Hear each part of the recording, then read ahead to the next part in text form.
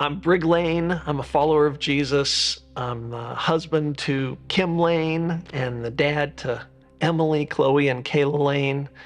My young life journey began in the 80s when I was a high schooler at Grand Junction High School, and it transitioned on to when I was the principal of a middle school where we didn't have Young Life at the time when I started.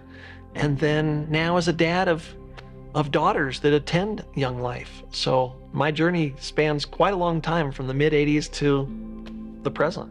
We didn't go to church much as a family, just the way our family was. My mother was a follower of Christ, but that just wasn't something that we did as a family. And when I got to high school, Young Life was very alluring. It looked like a fun thing to be involved with. It seemed like a popular thing to be involved with, and I was invited in and easily swayed to join. It was exciting and yet fun at the same time. And then I got to know some of the leaders there. There was J.C. Bowman and Barb Kidder were leaders, and they were so welcoming and kind to me.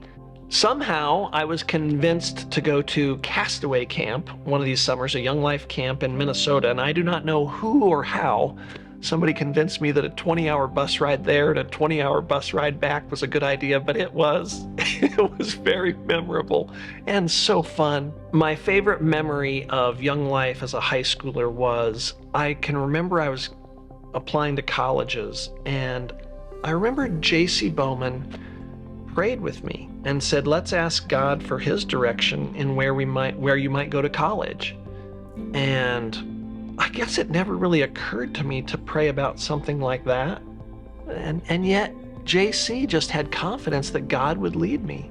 And that was really not a way that I had thought about praying in my kind of infancy as a believer. So it really started planting the seeds of faith in my life that later on grew, but at the time were just really new to me and unknown to me.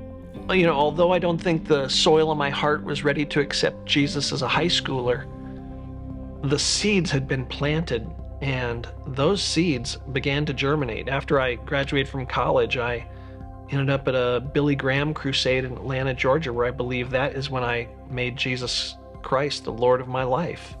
To think that I would have come into that decision in my early 20s without the soil that got tended to over those years and the seeds that were spread with care, I don't think I would have come to those same conclusions in my early 20s had I not had those experiences.